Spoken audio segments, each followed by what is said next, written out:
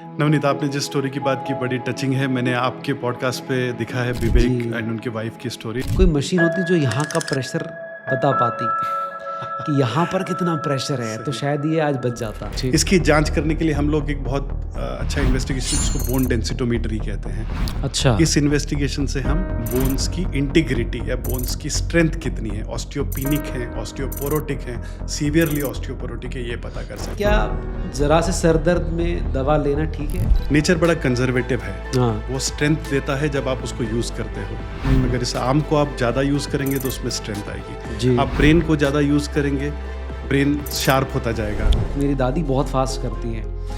ये कहीं ना कहीं हेल्प करता है आपको स्वस्थ रहने के लिए। आप कई बार आपने नोटिस किया होगा कि आप 6 बजे उठते हैं तो 6 बजे नींद तो खुल ही जाती है। फिर हाँ। आपका चॉइस है कि बेड से बाहर निकले कि ना निकले। कुछ लोग बड़े शौकीन होते हैं कि 2 तक ही लगाकर सोने। पिलोज का ज़्यादा होना भी प्रॉब्लम हो सकता है।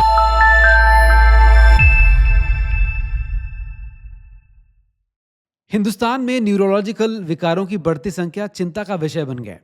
हाल के वर्षों में जीवन शैली में बदलाव और बढ़ती उम्र के साथ मस्तिष्क और तंत्रिका तंत्र से जुड़ी बीमारियों में कई मामले बढ़ रहे हैं। हालांकि भारत में अच्छे न्यूरोलॉजिस्ट और आधुनिक तकनीकों की सुविधा के उपलब्ध होने की वजह से इन समस्याओं पर काफी हद तक काबू भी पा लिया गया है। ऐसे ही जाने माने न्यूरोलॉजिस्ट सर्जन डॉक्टर प्रणव गोड़गांवकर आज हमारे साथ हैं, जो कि कोकिलाबेन धीरूभाई अंबानी हॉस्पिटल के साथ जुड़े हुए हैं और आज हमारे साथ न्यूरोलॉजिकल समस्याओं पर खुलकर चर्चा करने वाले हैं और आपके तमाम सवालों के जवाब आज यहाँ पर मिलने वाले हैं। दोस्तों, इसके साथ आपको एक जानकारी और देना चाहते हैं कि इंदौर का कोकिलाबेन हॉस्पिटल मध्य प्रदेश का एकमात्र ऐसा हॉस्पिटल है जहां पर फुल टाइम स्पेशलिटी की सुविधा दी जाती है, जिससे मरीजों को डॉक्टर की उपलब्धता के कारण किसी भी तरह की परेशानी नहीं होती। तो आइए शुरू करते हैं हमारा आज का शो, द नवनीत शो, जिसमें हमारे आज के मेहमान हैं doctor Pranav Gurgaonkar. First of all, thank you very much for coming on the Navneet show sir. नमस्कार हम नवनीत। इसके पहले जब भी मिले हैं, हम लोगों ने बहुत डिटेल में इस चीज़ को लेकर डिस्कस किया है कि न्यूरोलॉजी और न्यूरोसर्जन ये कैसे डिफरेंस होते हैं, उनका काम कैसे अलग होता है। लेकिन मैं चाहता हूँ आज इस बारे में और खुलकर बात हो, क्योंकि ये बड़ा कॉमनली आज क्वेश्चन है और लोग फिर भी समझ नहीं पाते। तो यहीं से शुरू करते हैं। नमस्कार नवनीत। न्यूरोलॉजी और न्यूरोसर्जरी दो विभिन्न विधाएं हैं जी। एक ही तरह की बीमारियां, शरीर के एक ही अंग को डील करने के लिए। जी।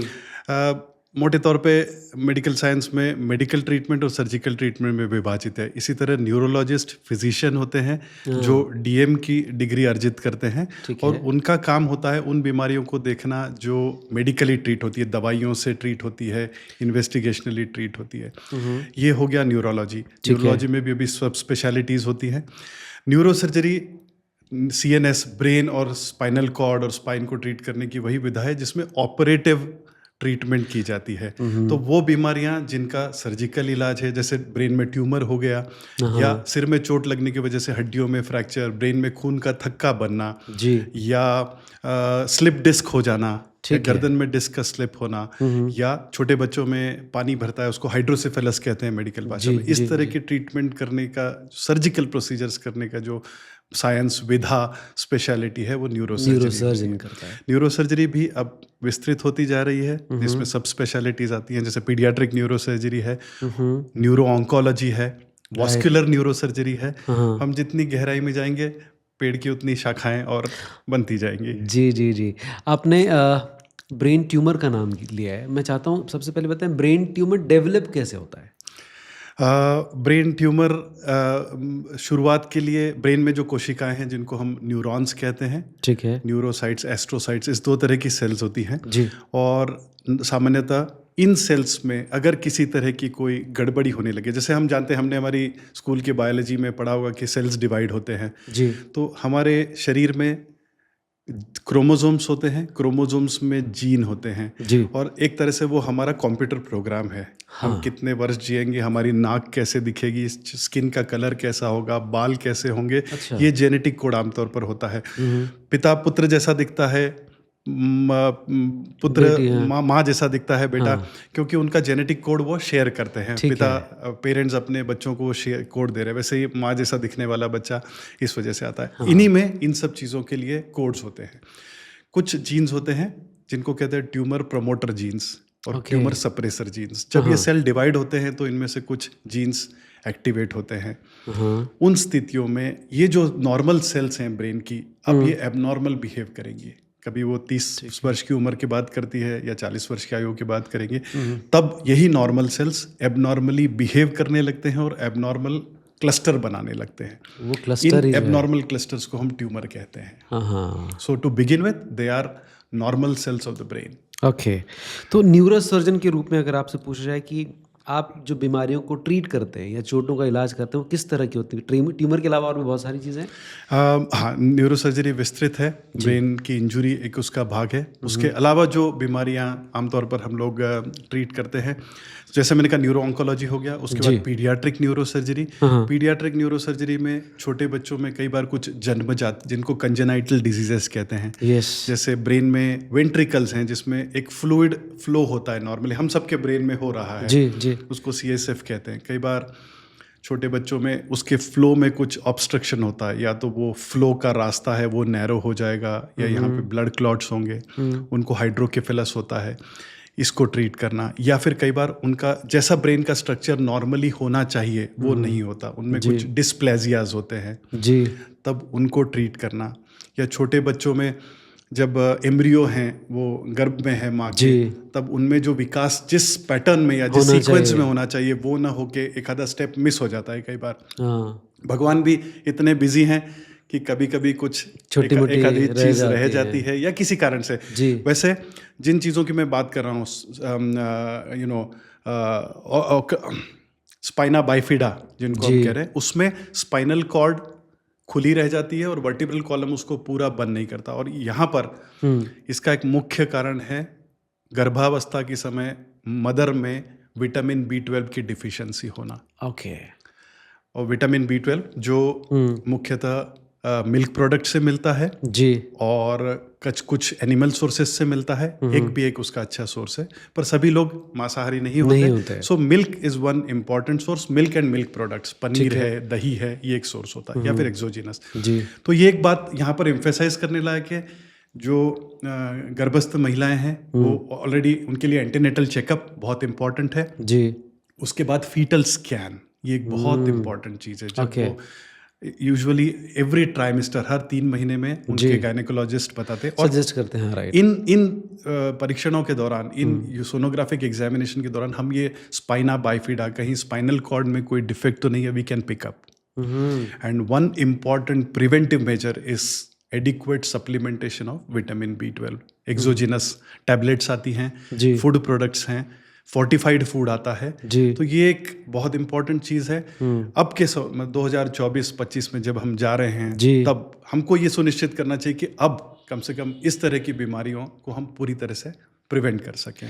तो ये मेरे ख्याल से पूरी फैमिली की रिस्पॉन्सिबिलिटी बनती है कि जब किसी महिला के गर्भ में कोई बच्चा पनप रहा है, पल रहा है, तो उसकी देखभाल प्रॉपर हो, उसको अच्छा फूड दिया जाए, सप्लीमेंट जो है प्रॉपर दिए जाएँ। मुझे लगता है न्यूट्रिशनल हैबिट्स तभी से शुरू होती हैं जब बच्चा माँ के गर्भ में आ गया है जी। माँ की फूड की हैबिट्स जो हैं, या न्यूट्रिशनल फूड की जो हैबिट्स हैं, या उसका जो एटिकेट है, या उसका जो रूटीन है, वो बहुत अच्छा समय है जब mother can pass it on to her children. Right. अगर हम रीढ़ की हड्डी, स्पाइनल कॉर्ड की बात करें, तो इसकी अगर कोई चोट को बहुत शुरुआत में आइडेंटिफाई करने की बात करी जाए, कैसे आइडेंटिफाई किया जा सकता है? मुख्यतः अगर हम चोट की बात करेंगे तो हाई वेलोसिटी जो स्पीड कार्स होती हैं, हाई वेलोसिटी इंजरीज में, या फिर फॉल कहीं से, जैसे बुजुर्गों में जी, थोड़ा सा एज बढ़ने के बाद मसल स्ट्रेंथ कम होती है, वॉकिंग में इंस्टेबिलिटी होती है जी, और फॉल्स होते हैं, ये एक इम्पॉर्टेंट कारण है। दूसरा, अभी मौजूदा समय में जो हाई स्पीड कार्स होती हैं, वेहिकुलर एक्सीडेंट्स होते हैं, वो 2 इम्पॉर्टेंट कॉज हैं जी, जी। इसके अलावा डिजेनरेटिव, उम्र बढ़ने के बजाय जो हड्डियों में आमतौर पे जो कहा जाता है हड्डियों में घिसाव या डिस्क में घिसाव, वो भी एक इम्पॉर्टेंट कॉज है। और ऐसे में छोटी सी इंजरी, छोटा सा जर्क भी स्पाइनल कॉर्ड की इंजरी कर सकता है जी। आमतौर पर स्पाइनल कॉर्ड की बड़ी इंजरी तो हम मिस नहीं करेंगे, अगर high velocity high speed injuries हैं तो पता चलता ही है। छोटी मोटी इंजरीज में पेन एक इम्पॉर्टेंट सिम्टम है, गर्दन में दर्द होना, रीढ़ की हड्डी में दर्द होना। एक और जो हम कॉमनली देखते हैं बुजुर्गों में, स्पाइनल फ्रैक्चर्स जी क्योंकि उनको ऑस्टियोपोरोसिस होता है, उम्र के साथ हाँ। खाने पीने का ध्यान शायद कम होता है या ठीक। न्यूट्रिशनल वैल्यू फूड की थोड़ी कम हो जाती है, जी सनलाइट को एक्सपोजर कम हो जाता है। ये सारे प्राकृतिक कारण है जो हमको स्वस्थ रखते हैं। जब हाँ। इनमें कमी आती है तो ऑस्टियोपोरोसिस होता है। और ऐसे बहुत सारे एल्डरली पेशेंट्स जो उनके 70s में है या लेट 60s में है, जी they typically come to me with chronic back pain. 6 महीने से पीठ में दर्द हो रहा है, नॉन स्पेसिफिक। जब हम बिस्तर से उठते हैं या बैठे से खड़े होते हैं, चेंज इन पोजीशन, हाँ और जब हम इनको इन्वेस्टिगेट करते हैं तो पता चला उनको स्पाइनल फ्रैक्चर है and that pain is significant. हाँ तो इस तरह की इंजरीज होती हैं। इनको रोकने के लिए सबसे पहला तो प्रिवेंटिव मेजर्स हैं जो ठीक है कि हम इन चीज़ों को सबसे पहले हम सेंसिटिव हों हाँ कि भाई ऑस्टियोपोरोसिस आप एक पर्टिकुलर एज में है। जैसे महिलाओं में इंपॉर्टेंट है, जैसे उनकी हार्मोनल साइकिल्स चेंज होती है as the age, hormonal cycles का वेरिएशन धीरे धीरे खत्म होते जाते हैं, हार्मोन्स के लेवल धीरे धीरे कम होते हैं, जिसमें एस्ट्रोजन प्रोजेस्टेरॉन बहुत इंपॉर्टेंट हार्मोन्स हैं जी अब एस्ट्रोजन का एक बड़ा काम है बोन की इंटीग्रिटी बनाए रखना। जैसे उनके लेवल्स कम हो रहे हैं वैसे बोन के ऊपर उसका कैल्शियम का डिपॉजिशन कम हो रहा है। ठीक है। ये फीमेल्स, ये महिलाएं जो 60s 70s में है, दे आर ऑल्सो प्रोन। एक हम सेंसिटिविटी रखें कि भाई कोई इस एज ग्रुप में है, दे आर एट रिस्क, हम उनको देखते रहें। ठीक इसकी जांच करने के लिए हम लोग एक बहुत अच्छा इन्वेस्टिगेशन है जिसको बोन डेंसिटोमीटरी कहते हैं। अच्छा इस इन्वेस्टिगेशन से हम बोन्स की इंटीग्रिटी या बोन्स की स्ट्रेंथ कितनी है, ऑस्टियोपिनिक है, ऑस्टियोपोरोटिक है, सीवियरली ऑस्टियोपोरोटिक है, ये पता कर सकते हैं। ओके तो वन रिकमेंडेशन मैं कहूँगा कि जो इसमें इस एज ग्रुप में है वो इस बात का ध्यान रखें और आवश्यकता होने पर डॉक्टर से बात करें and get your bone health checked. किस एज में करना चाहिए एग्जैक्टली इसको? मुझे लगता है 50s के बाद एक बेसलाइन हम करें, ठीक है। और फिर उसका क्या रिजल्ट है उसके हिसाब से हम तय करें कि हमको हर 5 साल में करने की जरूरत है या कोई रिस्क फैक्टर आया है या कोई बदलाव आया, उस हिसाब से। और That should be good इसका enough. इसको स्कैन करने का या इसको चेक करने का क्या प्रोसीजर होता है? ये एक एक्सरे तक की तरह की जांच है। अच्छा एक एक्सरे का, एंड इट्स सिंपल, मतलब आपको कोई बहुत ऐसा कोई चुभेगा या कोई नीडल डालनी है ऐसा नहीं है। It's X ray kind of examination जो आपके बोन की हेल्थ को, सो स्टेजेस है, नॉर्मल है, उससे कम अगर होगी स्ट्रेंथ तो उसको ऑस्टियोपिनिया कहेंगे, और अगर कम होगा तो ऑस्टियोपोरोटिक होगा एंड सीवियर ऑस्टियोपोरोसिस। अगर हमको ये पता चले तो सिंपल मेडिकेशन से हम इसको ट्रीट कर सकते हैं। इनफैक्ट डाइटरी इम्प्रूवमेंट से भी हम ऑस्टियोपोरोसिस को ट्रीट कर सकते हैं।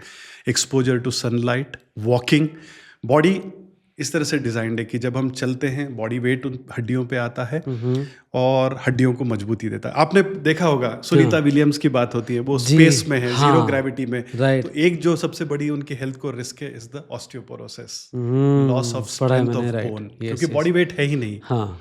तो हम कैसे कर सकते हैं? हमको वॉकिंग करना है, मसल स्ट्रेंथनिंग करना है, ये बहुत ही सिंपल चीजें। तो हम कह सकते हैं जिस एज ग्रुप में जो लोग हैं रिस्क में, कि एक नियम बनाए जी कि 15 मिनट 25 मिनट दिन में आपको वॉक करना है। वो आपको मन से भी ठीक करेगा और शरीर से भी स्वस्थ करेगा। आपने सुनीता विलियम्स का नाम लिया तो मुझे लगता है थोड़ा सा और डिटेल में इसकी बात होनी चाहिए। शायद फरवरी में भी उनका आना भी कंफर्म नहीं है। हाँ, अभी एक बड़ा रिस्क है क्योंकि जिस तरह से वो वहाँ पर हैं स्पेस में, और ऑस्टियोपोरोसिस के बारे में, उनके बारे में लगातार ये स्टडी सामने आ रही है। अगर वो जब धरती पर वापस लौटेंगी, कौन से मेजर इश्यूज आपको लगता है उनके साथ हो सकते हैं? मुझे लगता है जब आप इस स्पेस से बाहर हैं तो फिजियोलॉजी काफ़ी तरह से इफेक्ट होती है। एक तो हमने स्केलेटल सिस्टम की बात की, बोन, उसके बाद मसल वीकनेस भी, क्योंकि मसल्स के ऊपर कोई इतना वेट नहीं है। ठीक बात है। नेचर बड़ा कंजर्वेटिव है, हाँ। वो स्ट्रेंथ देता है जब आप उसको यूज करते हो। अगर इस आर्म को आप ज़्यादा यूज करेंगे तो उसमें स्ट्रेंथ आएगी। आप ब्रेन को ज़्यादा यूज करेंगे, ब्रेन शार्प होता जाएगा। राइट। आप स्मेल को टेस्ट कर रहे हैं, जैसे किसका एग्जांपल दें, फ्रूट टेस्टर। हाँ, उनका स्मेल करके उनका स्मेल से तो उससे उनकी वो बढ़ती जाती है। तो nature is like that. Right. तो एक जैसे कहा हमने बोन, दूसरा मसल स्ट्रेंथनिंग, तीसरा कई बार बॉवेल मूवमेंट्स, डाइजेशन, ये भी प्रभावित होता है क्योंकि ये भी सब ग्रेविटी असिस्टेड है जी। हम खाते हैं ओरल, एबोरल, एंड ये सारा जो ट्रैवर्स ग्रेविटी के इफेक्ट्स में होता है जी। ये चीज़ें, end of course enormous psychological mental effect. But I think she is a She is very strong. strong Yes, lady, yes, and yes. she has overcome that barrier. Right, I'm sure. हाँ जी, हाँ जी। अच्छा, जैसे आपने कहा कि रीढ़ की हड्डी की जो चोट है उसको पहचानने के तरीके आपने अलग-अलग तरीके बताए, लेकिन एक प्रॉब्लम क्या ये भी हो सकती है कि जिस तरह से आजकल लोग मोबाइल का यूज़ करते हैं, गर्दन नीचे करके बैठे हैं तो घंटों तक बैठ के देख रहे हैं मोबाइल, क्या ये भी आने वाले टाइम पर स्पाइन में होने वाली प्रॉब्लम्स को न्योता देता है? नवनीत, आने वाले समय में नहीं, ये अभी हमारे सामने एक मेजर प्रॉब्लम है।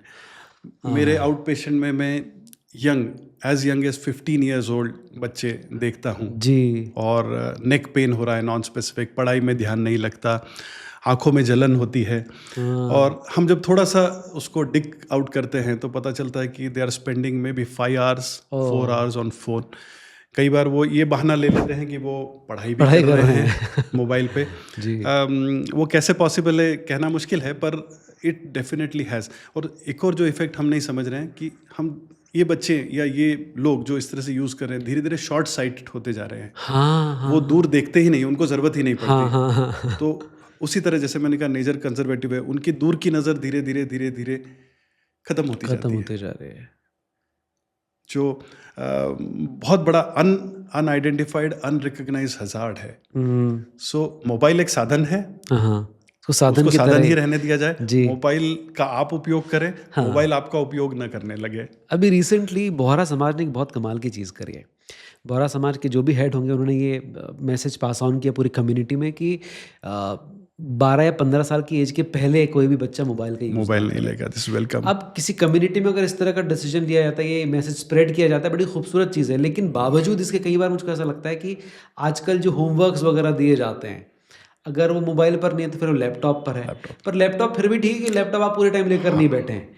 तो अगर ये इस तरह के मैसेजेस सिर्फ बोहरा समाज के अगर दिया कहीं पर भी गया हो, लेकिन एप्लीकेबल तो हर जगह हो सकता है। आपने अभी आप तो निश्चित रूप से जान रहे होंगे, ऑस्ट्रेलिया में पार्लियामेंट में ये रिजोल्यूशन पास किया है कि 16 इयर्स बिलो सोशल मीडिया पर उनको बैन- अलाउ बैन नहीं yes, yes, करेंगे। right. And it is very important, Very मतलब अनुकरणीय है, जी, क्योंकि उस उम्र तक मुझे लगता है पेरेंट्स अपने बच्चों की जो भी कुछ इस तरह की रिक्वायरमेंट है उसको फुलफिल कर करते सकते ही हैं। हैं, हाँ। और जैसा आपने कहा कि समाज में बात हुई और लोगों ने माना, उसी तरह से मुझे लगता है परिवार में हम पेरेंट्स हैं, जी। हमारी भी जवाबदारी है जी, कि हम इसको नहीं करें, या हम जब क्लिनिक में बैठे हैं तब इन चीज़ों को जितना लिमिट कर सके करें, Right. ताकि कोई देखे और उससे सीखे, इंस्पायर उसको सीखे हो। सही कहा, सही कहा। आई एम श्योर आपने बहुत सारी सर्जरीज की हैं सर। कोई ऐसा एक सर्जरी का इंटरेस्टिंग किस्सा जो आप सबके साथ शेयर करना चाहेंगे?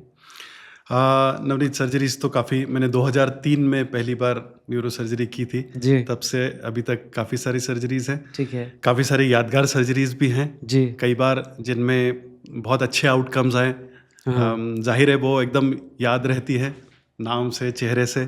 जी, वो भी सर्जरीज याद रहती है जिसमें बहुत मुश्किल थी, या जिसमें फंस गए थे, या जी। जिसमें बड़ा कठिन समय रहा। ठीक। अगर एक कहने के लिए कहेंगे तो मुझे एक 12 साल का बच्चा याद आता है। इंदौर आने के बाद में सन 2010 में इंदौर आया, 2011-12 के लगभग की बात होगी। और यहाँ शाजापुर डिस्ट्रिक्ट है पास में, वहाँ पे जीरापुर करके गांव है, वहाँ से 12 साल का बच्चा आया था। उसकी छोटी सी बहन और फादर, आई थिंक उनकी मदर नहीं थी, एंड उसको बहुत बड़ा ब्रेन ट्यूमर था। हालांकि वो बेनाइन था, कैंसर नहीं था, पर बहुत बड़ा, इतना बड़ा ट्यूमर कि उसने स्कल को डिस्टॉर्ट कर दिया था ओह! देखने के लिए। जी, और इस तरह की सर्जरीज चैलेंजिंग होती है। एक साथ सारा ट्यूमर निकालना बहुत कई बार पॉसिबल नहीं होता, क्योंकि ब्लड लॉस ज़्यादा हो जाता है, बहुत सारे टेक्निकल नॉन टेक्निकल रिस्ट्रिक्शंस रहते हैं। उसके फादर, उन्होंने भी अपने रिसोर्सेज जो थे फाइनेंशियल और अदरवाइज इकट्ठे किए थे फ्रेंड्स से, इधर से लेके। ओह! और मतलब उसमें काफ़ी सारी चीज़ें थी जो बहुत स्मूथ नहीं थी। जी, एंड हमने बीच में प्रयास किया कि उनको किसी म्यूनिसिपल कॉरपोरेशन या गवर्नमेंट हॉस्पिटल में भेज सके, ताकि उनके ये रिसोर्सेज जो हैं जी, वो और लंबे चल सकें, क्योंकि कई बार पता नहीं रहता सर्जरी के बाद, निश्चित कहना मुश्किल है कि 5 डेज, 7 डेज और 15 डेज।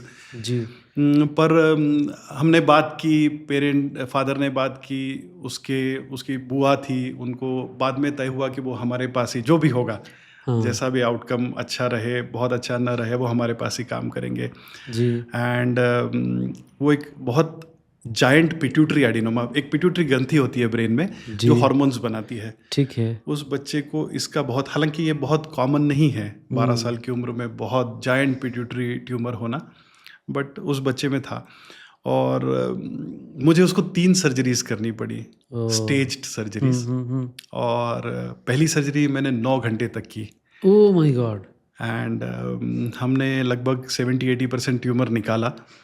एंड कुछ ट्यूमर हमने जान समझ के छोड़ा, तब मतलब हमारी बात हुई थी, मैंने उनसे कहा था कि अगर कुछ ऐसे प्रॉब्लम्स आते हैं जिसमें हमको लगता है कि अब ये लाइफ थ्रेटनिंग हो रहा है तो हम रुक जाएंगे, जो एक न्यूरोसर्जरी में एक नॉर्म है। ठीक है। कई बार always patient is more precious than tumour, so we can leave some inside, and preservation of life is the most important step. जी। तो हमने 9 घंटे किया, लगभग 80% ट्यूमर हमने निकाला।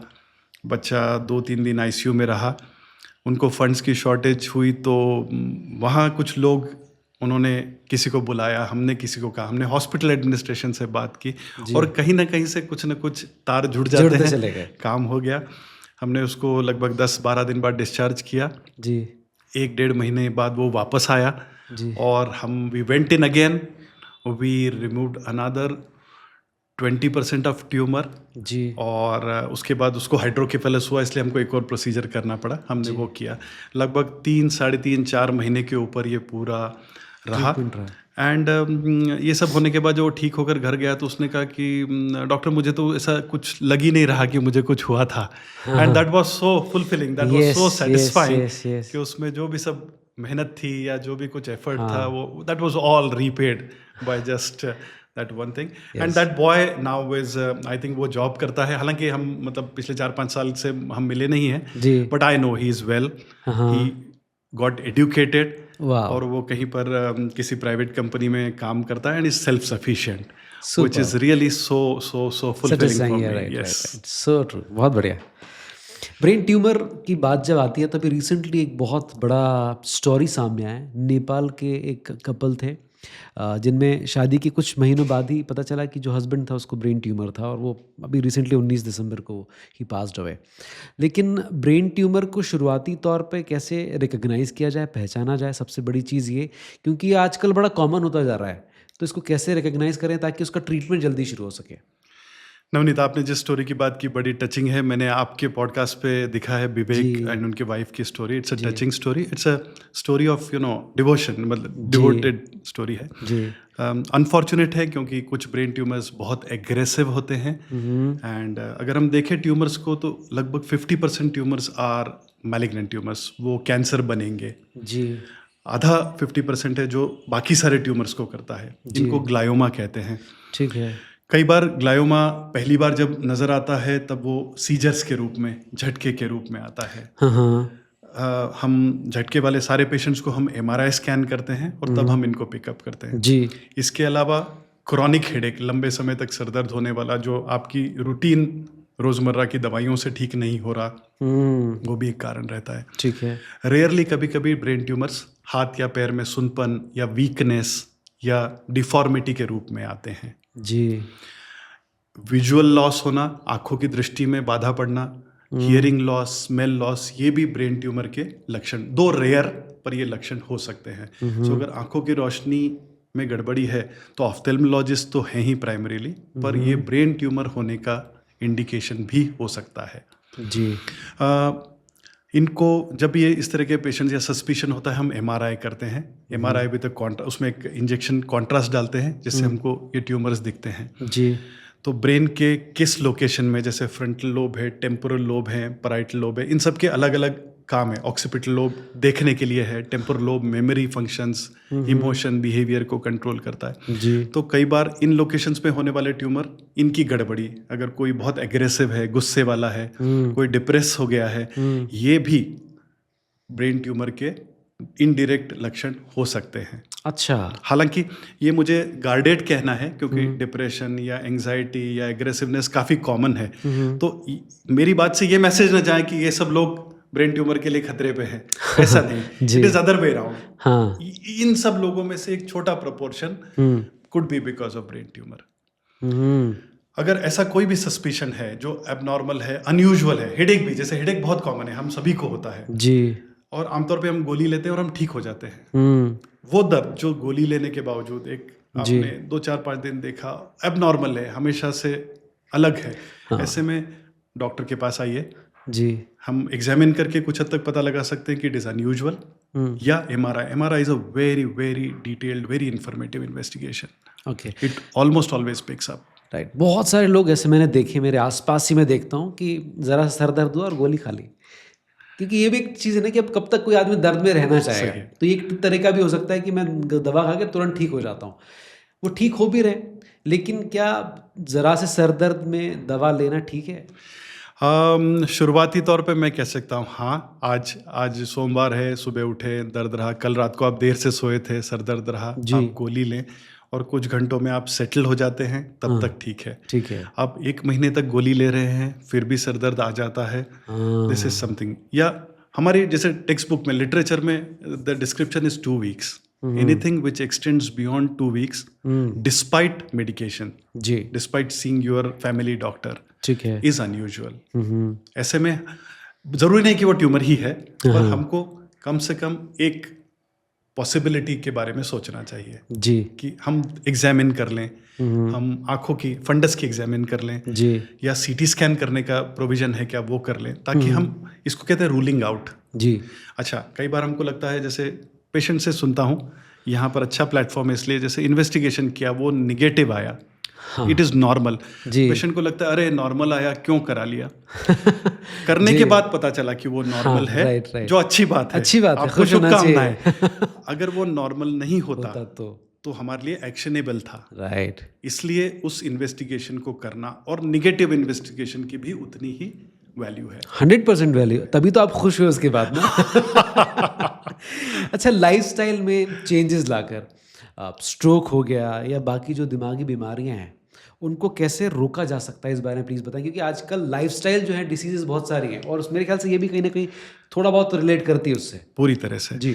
स्ट्रोक को मैं सिंपल भाषा में कहूँ तो ब्रेन का heart attack.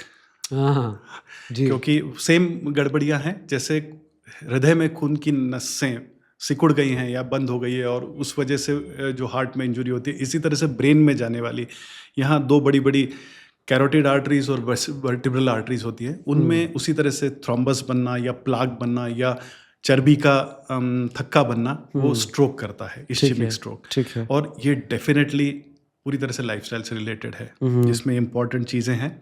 Smoking, smoking is a big killer. ठीक है। तो हमको ट्रेडिशनली मालूम है कि स्मोकिंग से लंग के कैंसर्स होते हैं, बट इसके अलावा स्मोकिंग कम से कम 100 और अलग तरह की बीमारियां करती होंगी। ब्लैडर कैंसर है, स्ट्रोक हो सकता है, हाइपरटेंशन हो सकता है, इवन डायबिटीज़ को वर्सन करने में रिस्पॉन्सिबल है, इनफर्टिलिटी के लिए स्मोकिंग रिस्पॉन्सिबल है, and so on and so forth, so many things. And nicotine is a proven poison. जी, प्रूवन पॉइजन। ठीक है। ये हो गया। उसके अलावा हाइपरटेंशन, हाइपर कोलेस्ट्रोलेमिया, और एक इम्पॉर्टेंट चीज़ जो हमारी सोसाइटी थोड़ी सी कम सेंसिटिव है, वेट, बॉडी वेट। आपका एक स्ट्रक्चर है, स्केलेटल स्ट्रक्चर है, उसके proportionate body weight is ideal, उससे थोड़ा बहुत variation is fine. Anything in excess is a risk factor, and year over year ये रिस्क फैक्टर बढ़ते हैं। जी। उसके अलावा हैबिट्स, फूड हैबिट्स, आप क्या खाते हैं, सोने जागने की चीज़ें, और इसमें मुझे लगता है एक जैसे फूड न्यूट्रिशनल एटिकेट या एक हाइजीन है, उसी तरह से स्लीप हाइजीन भी इम्पॉर्टेंट है, एक्सरसाइज हाइजीन भी इम्पॉर्टेंट है। जी। तो ये सब चीज़ें मिलके एक हेल्दी लाइफस्टाइल, और इस पर हमको काम करना चाहिए। राइट। कुछ लोग जो हैं वो अपने सर दर्द को चाय से भगाने की कोशिश करते हैं। मैंने अपनी फैमिली में कई सारे लोगों को देखा है कि सर दर्द हुआ तो चाय पी लेते हैं, और कई बार ऐसा होता है कि उनका सर दर्द खत्म हो भी जाता है। क्या ये रिलेटेबल है, मतलब कि ये सच में है, हो सकता है? हाँ, ये होता है, मैं भी करता हूँ कई बार। लॉन्ग डे, चाय वर्क्स वेल। ऐसा डायरेक्ट रिलेशन तो कहना मुश्किल है, पर चाय में जो टेनिन है वो प्रॉब्ली थोड़ा सा एडिक्टिव है। जैसे कॉफ़ी में कैफीन है या कैफीन, ये सब थोड़े से एग्रीगेटर्स हैं, मतलब स्टिमुलेंट हैं किसी तरह से। ठीक है। तो अगर आप चाय पीते हैं रेगुलरली और उस समय आपको नहीं मिल रही है और कुछ फिजियोलॉजिकल चेंज है, प्रॉब्ली इट फिट्स। हाँ, बट हाँ, हेडेक का ऐसा श्योर शॉट ट्रीटमेंट या इलाज चाय हो ऐसा नहीं कहूँगा, बट चाय सेफ है, हाँ, चाय हर्बल है, जी, एंड कुछ तो पी जा सकती है, जी। इसमें कोई परेशानी नहीं होनी चाहिए। उसमें दूध की मात्रा कितनी होनी चाहिए, कम या ज़्यादा, या अ, प्रोपोर्शनेट अगर देखा है तो बैलेंस 50-50 हो, कैसा हो? बेसिकली तो चाय पत्तियों में, मतलब बॉइल्ड वाटर में पीनी चाहिए, दैट इज़ ठीक हाउ, है। जहाँ चाइना में उसका इसकी इजाद हुआ, इसका ठीक खोज है। हुई, वहाँ इस तरह से हम लोगों ने उसको इंडिजिनाइज कर लिया है। दूध डाल हमने के। पूरा तरह से हाँ। दूध पिए। एक जो चीज़ दूध शायद प्रॉब्लम ना हो इतना, प्रॉब्लम होता है शुगर। शुगर, अगर आप यस। कई बार पी रहे हैं और आप मीठी चाय पीते हैं तो that becomes a source of excess sugar, and जी। Excess sugar again we have identified, जी। Medical science has identified is in excess is problem.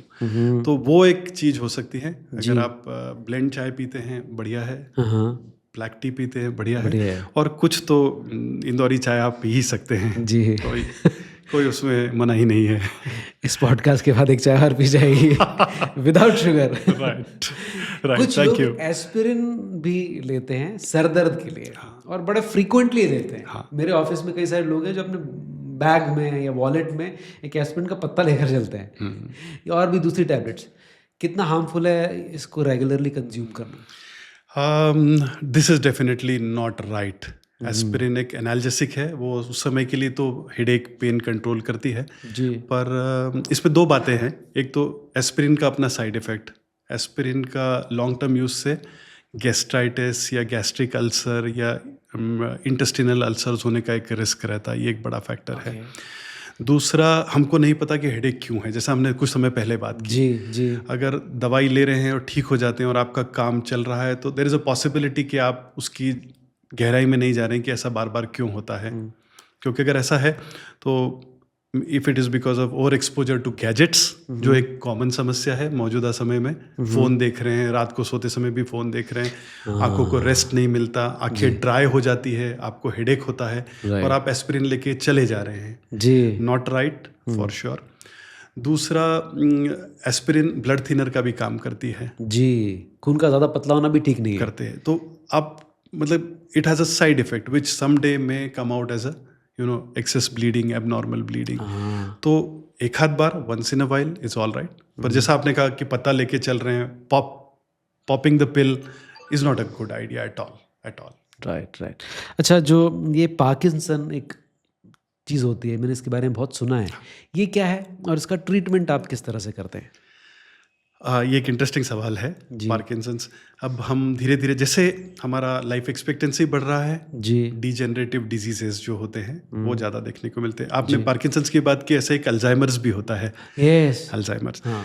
Parkinson's में बेसिकली ब्रेन के अंदर, हमारे ब्रेन एक न्यूरल सर्किट है या इलेक्ट्रिकल सर्किट, हम उसको सिंप्लीफाई कर दें ठीक तो है, ठीक है। इलेक्ट्रिकल करंट्स यहाँ से वहाँ जा रहे हैं, और कुछ इलेक्ट्रिक करंट्स एक जगह से दूसरे जगह न्यूरो ट्रांसमीटर या केमिकल्स के थ्रू जाते हैं। केमिकल लोचा जो होता है, हाँ, तो ये केमिकल एक तरह का लोचा। केमिकल लोचा अच्छा, है। केमिकल लोचा है लोचा ये। है। ठीक है। डोपामीन जो हमारे ब्रेन में बनता है न्यूरो ट्रांसमीटर के रूप में, समय के साथ उसकी मात्रा कम होने लगती है। ठीक है। उसके कम होने की वजह से जो सिग्नल ट्रांसमिशन होना चाहिए पर्टिकुलर जगह में, वो कम होने लगता है, और इन पेशेंट्स में धीरे धीरे रिजिडिटी, स्टिफनेस आता है, उनकी मसल मूवमेंट्स उतनी स्मूथ नहीं नहीं, रहती कोऑर्डिनेटेड नहीं रह पाती, उनको स्ट्रगल, उनको ट्रेमर्स आते हैं, ठीक, कुछ ठीक, चीज़ें पकड़ने जाएंगे तो हाथ हिलेगा, स्टेबिलिटी नहीं रहेगी, चलते समय लड़खड़ाएंगे, या उनका इन्वॉल्वमेंट, स्पीच धीरे धीरे गड़बड़ होने लगेगा, और ये प्रोग्रेसिव डिजीज़ है, कई सालों में धीरे धीरे धीरे धीरे आगे बढ़ती है। ठीक है।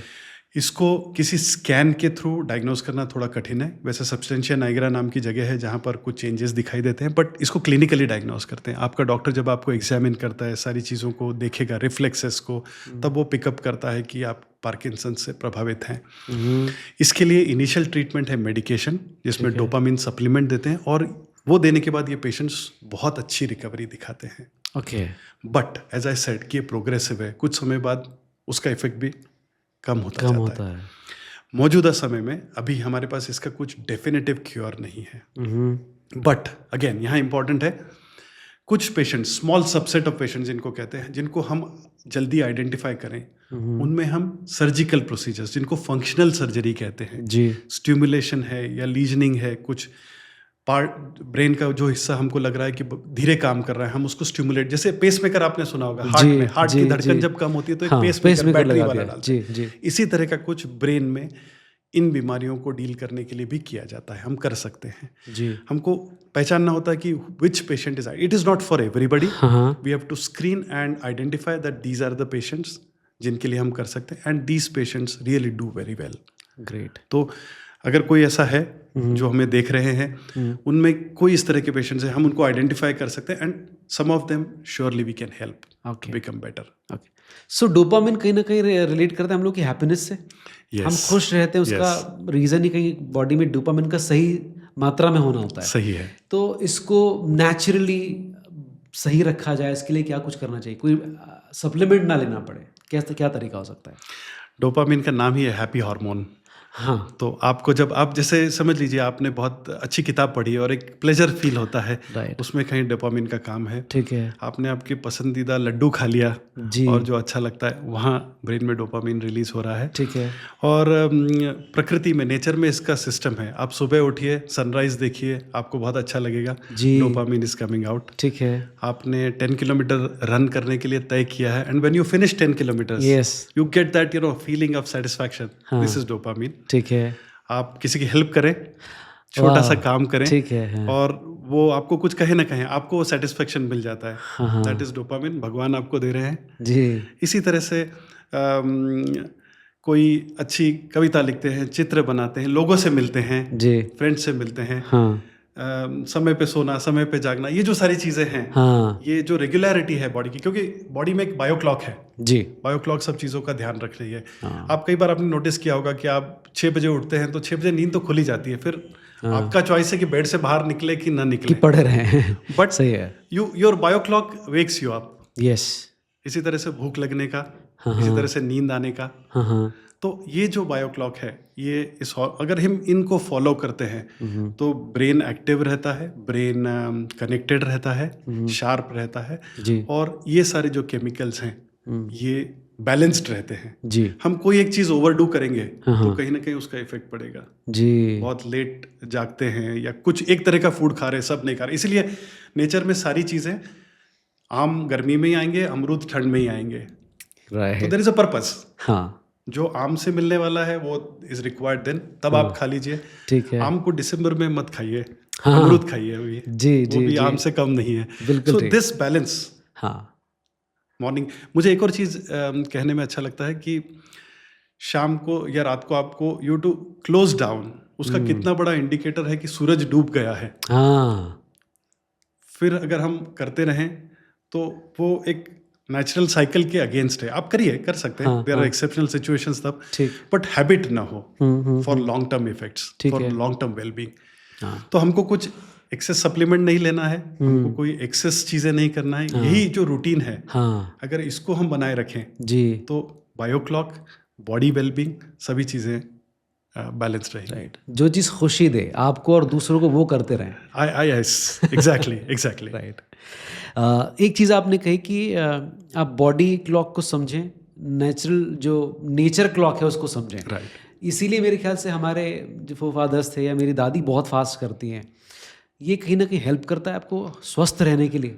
हाँ, मुझे लगता है ये एक इम्पॉर्टेंट एस्पेक्ट है। हम बहुत ज़्यादा मॉडर्न लाइफ में हम उपवास करने को या एकादशी को या सोमवार को बहुत ज़्यादा महत्व नहीं देते, पर कहीं ना कहीं ये लाइफस्टाइल चीज़ें हैं जो हमारे पूर्वजों ने, हमारे ग्रैंड पेरेंट्स ने उनके अनुभव से सीखी है। जी, और मुझे लगता है ये ज़रूरी भी है।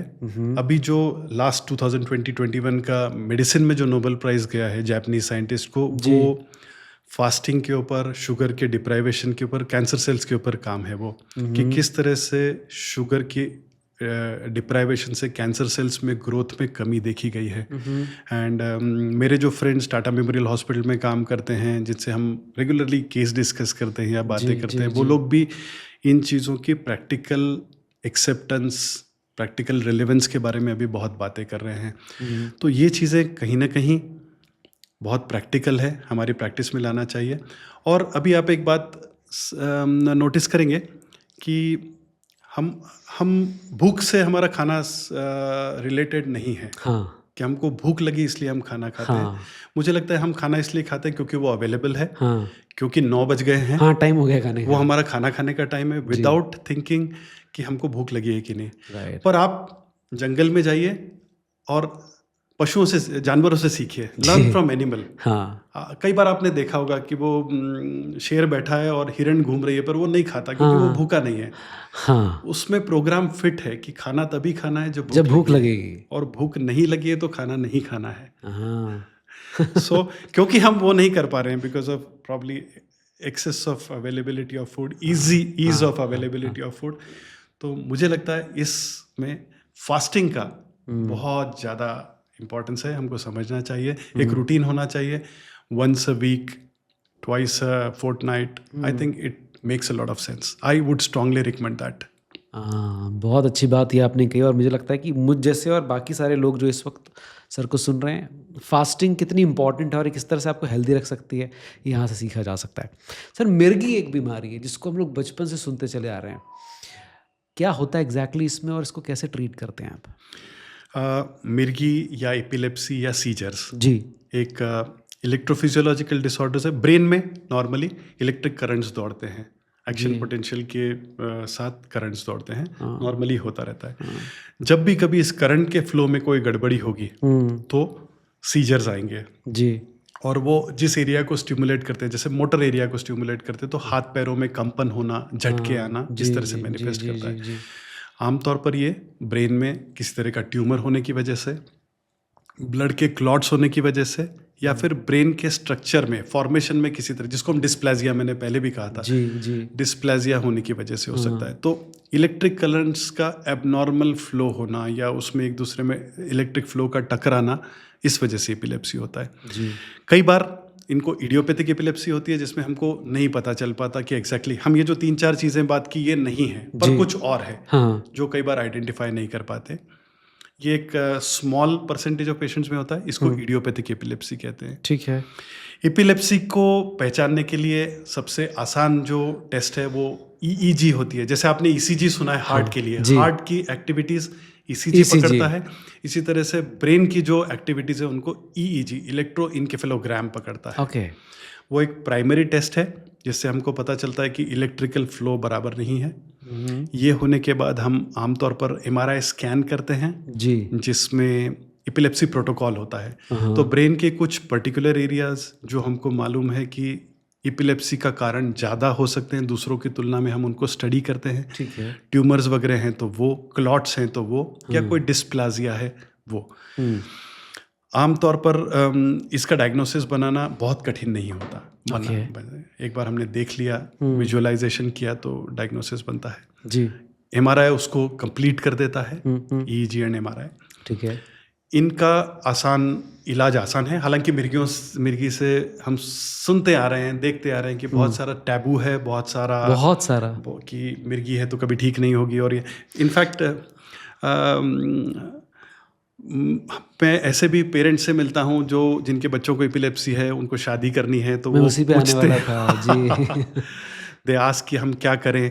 या भी मतलब ऐसा भी हो चुका है कि लड़के को एपिलेप्सी है, उसके पेरेंट्स आए कि डॉक्टर साहब आप बताना मत अगर वो पूछने आए। तो ये हमको भी बड़े फिक्स में डाल देते हैं क्या करना चाहिए क्या नहीं।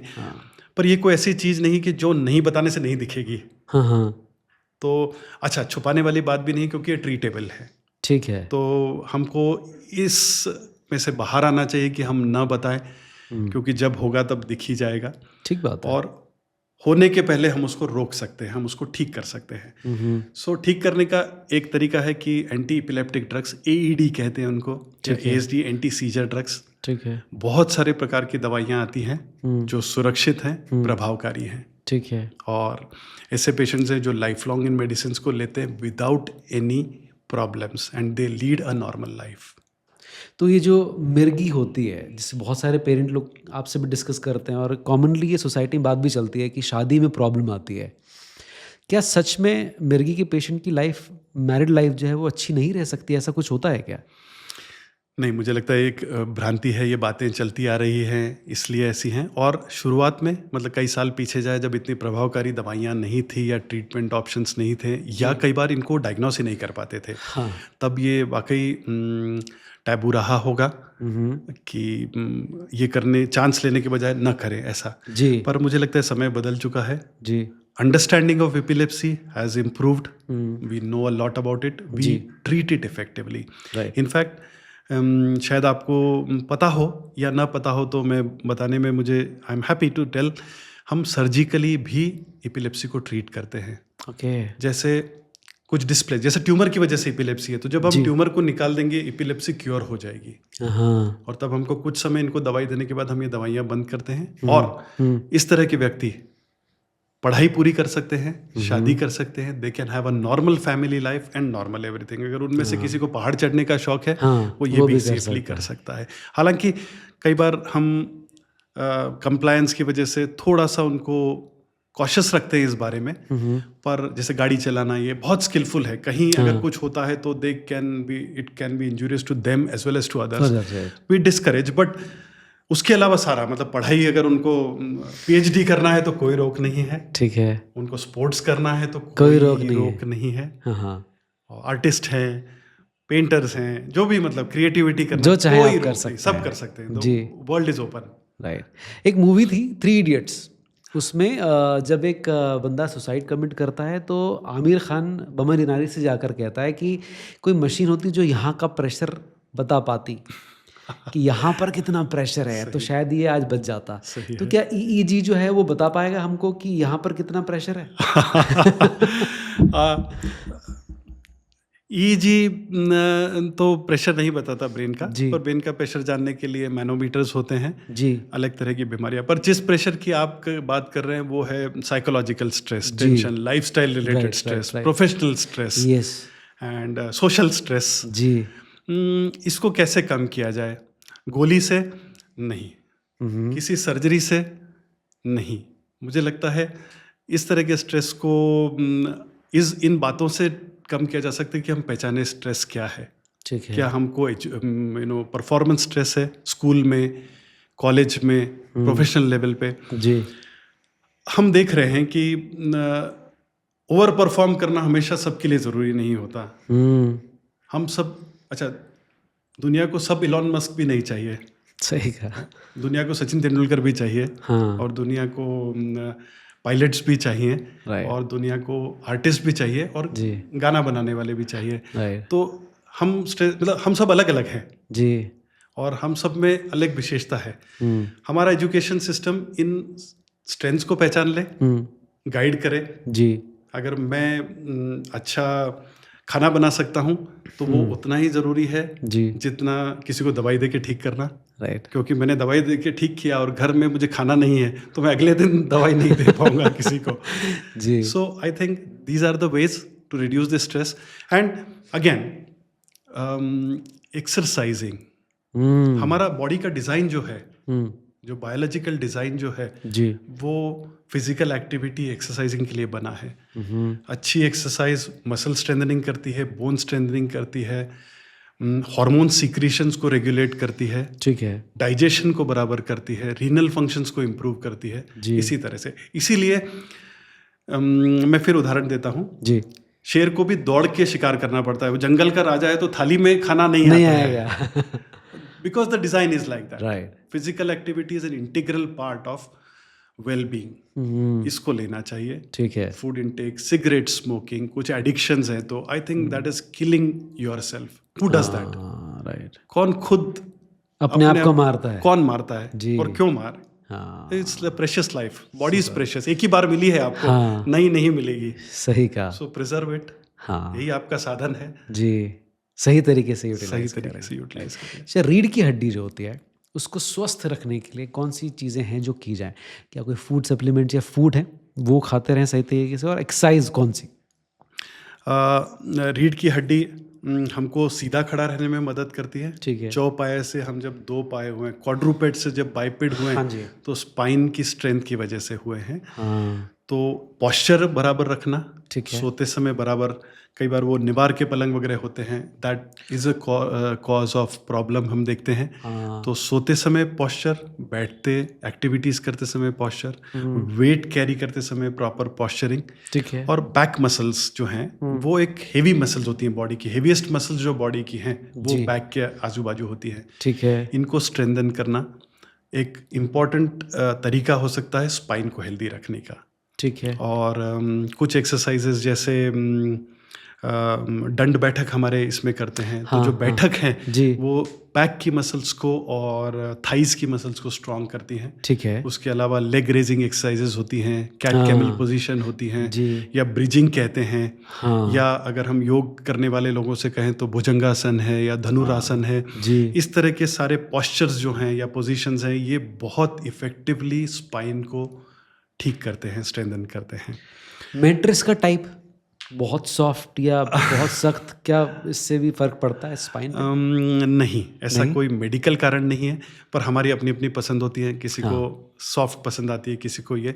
पर जो चीज़ें हमको देखना चाहिए कि मैट्रेस एक ही एक तरह का पॉस्चर ना बना के रखे। कई बार वो एक कर्वेचर दे देती है। हाँ। आप उसी कर्वेचर में रोज़ सोते हैं तो ठीक है। आपकी कुछ मसल्स काम कर रही हैं, कुछ नहीं कर रही हैं। ओके। जो बहुत ज़्यादा काम कर रही हैं वो टायर्ड हो जाती हैं, जो काम नहीं कर रही हैं वो वीक हो जाती हैं। ठीक है। तो सारा आधार बैलेंस का है। हाँ। सारा आधार बैलेंस का है। ठीक तो अगर है। आगे की तरफ झुकना, जिसको फ्लेक्शन कहते हैं, बना रहता है, तो एक्सटेंशन करना भी बहुत ज़रूरी है। ठीक है। तो जो हमने बातें की जैसे भुजंगासन है हाँ। या धनुरासन है, ये सारी बैक एक्सटेंशन एक्सरसाइजेस हैं। जी।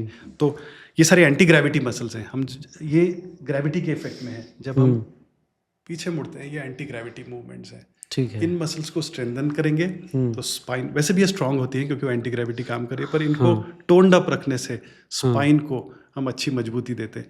और स्लिप डिस्क हो गया, स्पॉन्डिलोसिस हो गया, शियाटिका हो गया, इन बीमारियों से काफ़ी हद तक हम बचा सकते बच हैं खुद सकते को। हैं। राइट।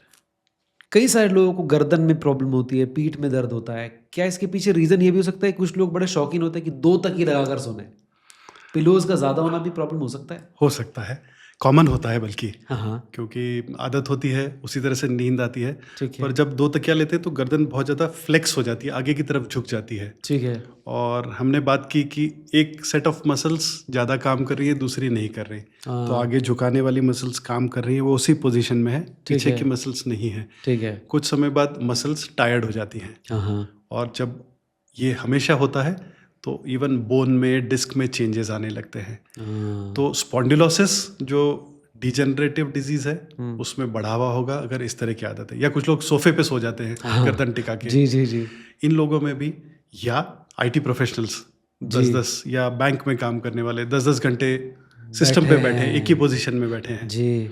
या यंगस्टर्स जो फोन पे हाँ कई सारे घंटे बिना पलक झपकाए बैठे रहते हैं। जी। All these are at risk of getting neck pain, back pain and degenerative diseases faster. जी। तो हम जब बात करते हैं हमारी कम्युनिटी में, हम इस खतरे को समझ रहे हैं कि हाँ। ये एक बड़ा large number of people with these problems are going to come to us हाँ। If they do not change this. Right. एक क्वेश्चन दिमाग में ये भी आता है कि कई सारे लोग अपने छोटे छोटे बच्चों के साथ तकिए रखते हैं, वो तकिए पर उनको सुलाना शुरू कर देते हैं। तो एक सही एज क्या है किसी बच्चे को तकिए के साथ सुलाने की या तकिया उसके सर के नीचे रखने की? यूजुअली जब हेड होल्डिंग होने लगता है तब थोड़ा सा सपोर्ट लगता है। 3 ठीक से है। 6 महीने का समय होता है, ठीक है। इसमें लगता है। और एक बार मसल स्ट्रेंथ आने लगे तब तकिया थोड़ा सा सपोर्ट के लिए पतला सा, क्योंकि स्पाइन जो है, तकिया क्यों लगता है हमको? हाँ। क्योंकि गर्दन सीधा डंडा नहीं है, हाँ। उसमें कर्वेचर कर्व्स हैं। हाँ। राइट। आगे की तरफ कॉन्केविटी कहते हैं, फिर कॉन्वेक्सिटी और कॉन्केविटी। जी। ये स्ट्रक्चर क्यों है? ये हमको लचीलापन देता है दौड़ने के लिए, भागने के लिए, जंप करने के लिए। अगर स्ट्रेट रहेगा, ये जो फ्लेक्शन एक्सटेंशन है या घुमाव है या जो मुड़ाव है, जी। ये लचीलापन, फ्लेक्सिबिलिटी देता है। हाँ। इसलिए है। ठीक है। इसको बनाए रखना, तो हम गर्दन के नीचे जब तकिया रखते हैं तो ये कर्वेचर को बनाने में मदद करता है। ठीक है। Over doing it has its own hazards. हाँ। तो एक पर्टिकुलर, एक पतला तकिया, नरम तकिया शुड बी गुड। हाँ। थोड़ा बहुत उससे ज़्यादा इज ओके, ठीक है, anything more than that may cause problem. So right, medically should recommendation is to avoid that. हाँ, ठीक है, ठीक है. किसी को शियाटिका नहीं है, उसके बावजूद अगर उसकी पीठ में दर्द है, स्पाइनल कॉर्ड में कोई प्रॉब्लम हो रहा है, क्या है ये? हमारे कम्युनिटी में, हमारे समाज में एक कॉमन अर्थराइटिस होता है.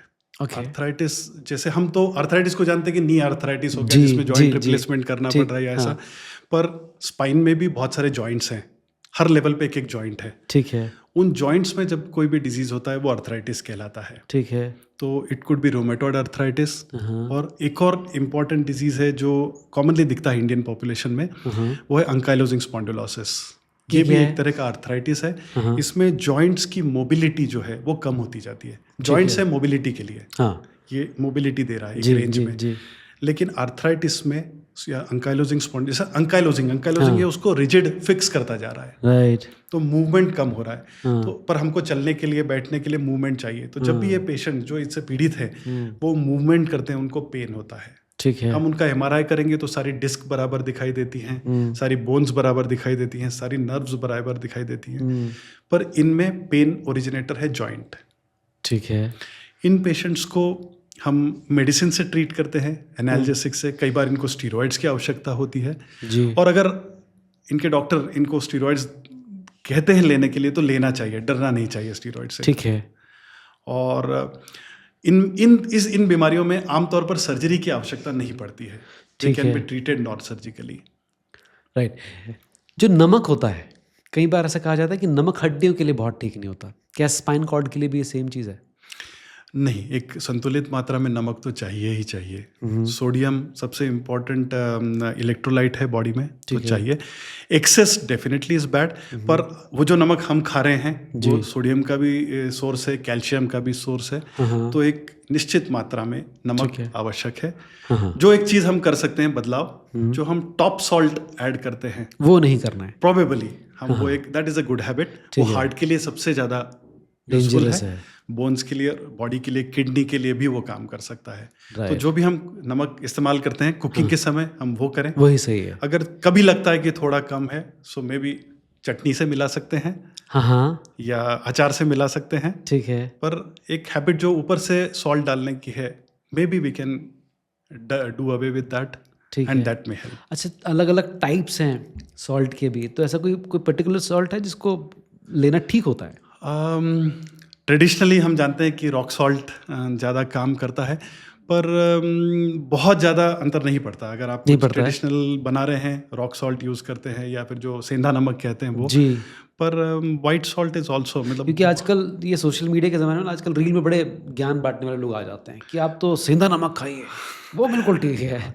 मुझे लगता है कुछ चीज़ें व्यक्ति स्पेसिफिक होती हैं. किसी को कोई पर्टिकुलर एलर्जी है, किसी को पर्टिकुलर सीक्वेंस है, उनके लिए in general I think white salt और जो हमको मिलता है, that is good enough.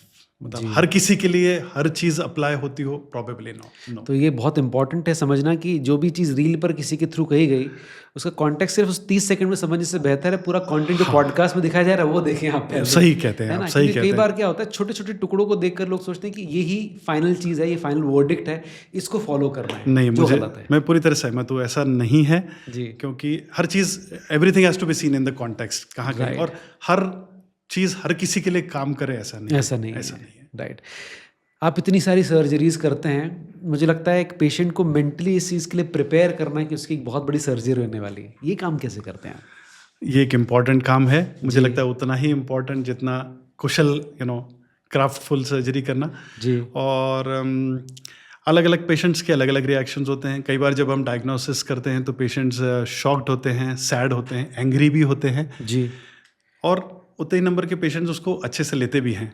Okay. सो मेरे लिए उनसे बात करना, उनको बताना कि ये डिजीज़ है, फिर सवाल आता है कि हमको क्यों हो गया, हाँ. कैसे हो गया, जी. ये बातें करना.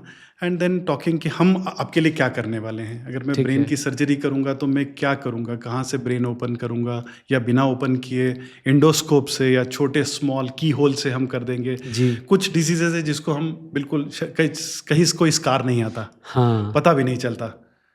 कि सर्जरी हुई है, नाक के रास्ते से करेंगे या आईब्रो के इंसिजन से हम कर देते हैं, जी जी तो जी। दिखता भी नहीं है। हाँ तो ये उनको बताना उनको कि इसके बाद आप you will go back again to your work what you were doing. Right. If you are a bank officer, bank employ, हाँ आप एक हफ्ते भर की छुट्टी के बाद जाइए, जी अपना काम करिए। या कई बार फार्मर्स आते हैं, उनका सवाल है कि ये हो गया, अब हम ये कर पाएंगे कि नहीं। हाँ सो वी टेल देम कि ओके, आपका फिजिकली डिमांडिंग वर्क है, कुछ समय हम will want you to take break, but then you can surely go back to. ये चीज़ें या ये बताना कि ये बीमारी ख़त्म हो जाएगी जी gives a lot of satisfaction to these patients. Right. So I prefer these patients to be admitted a day prior. हाँ मैं उनसे 2 बार मिलता हूँ, जी मेरे पास टीम है, हाँ वो उनसे मिलती है। जी we are available on phone for particular queries. कई बार उनको रात को कुछ बेचैनी Anxiety, होती है, हाँ, अप्रेंशन yes, होता है, हाँ। So we try to address that in person और ऑन फोन। जी सर्जरी में जाने से पहले फैमिलीज को हम बात करने देते हैं। फिर मेनी टाइम्स, जैसे समझ लीजिए हम फादर को ऑपरेट कर रहे हैं, हाँ। बेटा बैंगलोर में रहता है जी और वो सर्जरी की सुबह आया है, हाँ then he wants to again reconfirm everything, so जी, वी जी। Spend time with them before operating. हाँ। कई बार वो कहते हैं कि आपने 9 बजे ऑपरेशन रखा है, पर मेरा बेटा 11 बजे आएगा, so we tell them okay, we can do it after 11, there is no problem. ठीक ठीक ठीक। क्योंकि वो सेटिस्फैक्शन वो बहुत ज़रूरी है। हाँ The sense of being taken care is very important, and we loudly convey it to patients कि we are there to help you, हम ये प्रॉब्लम सॉल्व कर सकते हैं और हम आपके लिए करने वाले हैं। जी और ऐसे में मुझे लगता है मोस्ट ऑफ द टाइम्स वो उनका पूरा फेथ हाँ हम लोगों को दे देते हैं, and it helps a lot, Right. It helps a lot. जी। एक वीडियो हम लोगों ने देखा, बड़ा वायरल हुआ था, जहाँ पर एक पेशेंट का ब्रेन सर्जरी हो रहा था और वो साथ में गाना गा रही थी। राइट। तो ब्रेन सर्जरी क्या अब इतनी आसान हो गई कि आपको बहुत टेंशन लेने की ज़रूरत नहीं पड़ती? शायद मेरे ख्याल से आप तरह के डॉक्टर जब करते हैं तो शायद आसान लगता है, पर सच में है सर? आप जिसकी बात कर रहे हैं इसको अवेक क्रेनियोटमी कहते हैं, ठीक है और इसका स्पेसिफिक पर्पस है। जी। ब्रेन सर्जरी डिफ़िकल्ट है।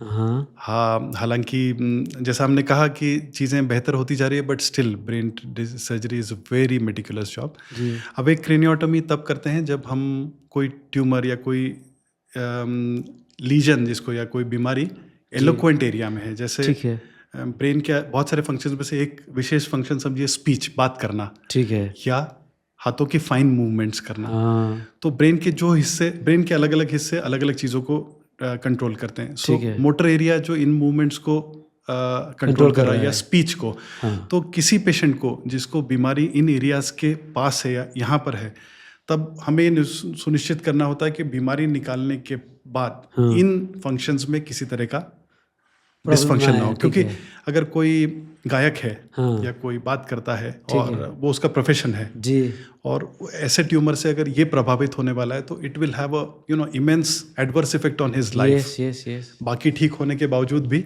नॉर्मल नहीं रहेगी लाइफ। ठीक है। हम ऐसे पेशेंट्स में अवेक क्रेनियोटमी करते हैं। हाँ हम ट्यूमर निकालते समय पेशेंट को जगाएंगे, पहले उनको सीडेट करते हैं। अच्छा, उससे उनको दर्द होगा या सर्जरी डिफिकल्ट होगी ऐसा नहीं है। ठीक है। वो they sleep at the time of surgery. जब हम उस एरिया में जाते हैं हाँ तो हम वो स्लीप इंड्यूस करने वाले मेडिसिन को कम करते हैं, हम उनको जगाते हैं, हाँ और हम उनको कुछ बोलने के लिए कहेंगे while we are removing that. हाँ हाँ अगर ऐसा लगता है कि उसको कुछ रिमूव करने से उनके बोलने में कुछ एडवर्स इफेक्ट पड़ता है, तो हम वहाँ से हट के दूसरी जगह काम करते हैं। Okay. So it is a safety, मतलब चेकिंग, राइट, फीडबैक। जी जी जी। और अगर वो उनको कुछ गाना गाने को या कुछ करने को, और वो करते समय हमने ट्यूमर निकाल दिया और उसमें कोई दिक्कत नहीं है, तो वी आर श्योर कि ट्यूमर भी निकल गया और उनके किसी फंक्शन में गड़बड़ी नहीं है।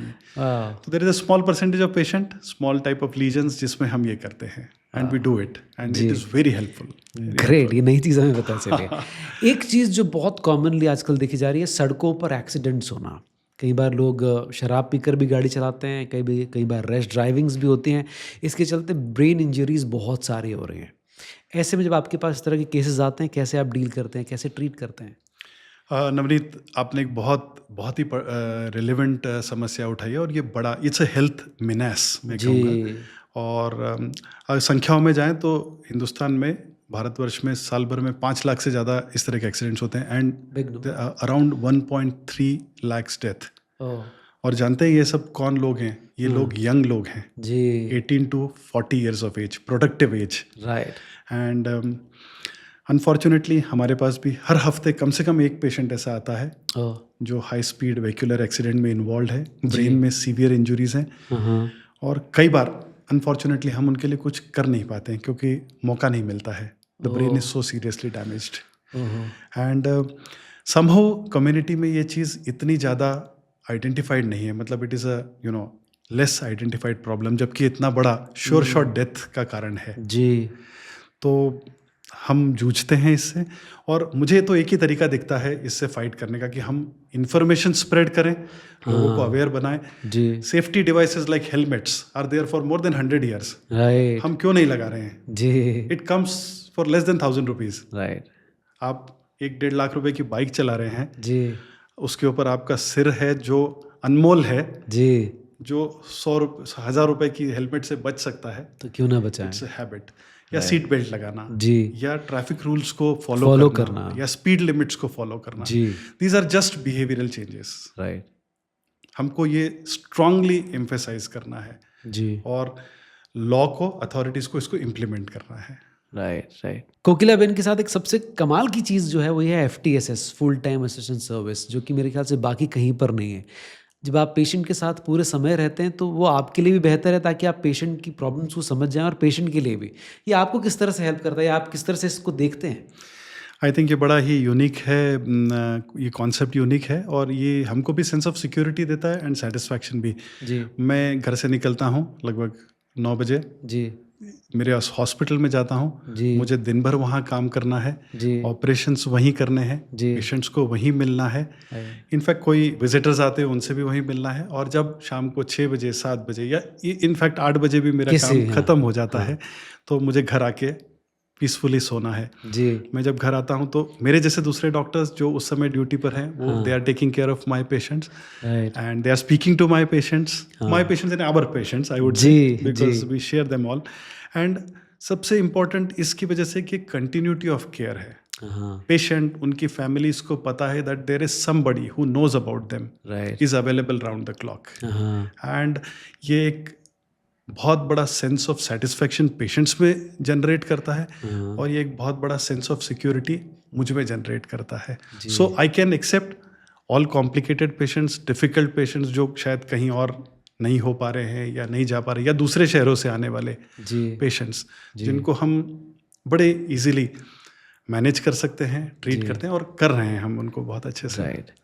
Before we wrap up the podcast, मैं चाहता हूँ वो तमाम लोग जो इस वक्त आपको देख रहे हैं, उनसे आप क्या कहना चाहेंगे?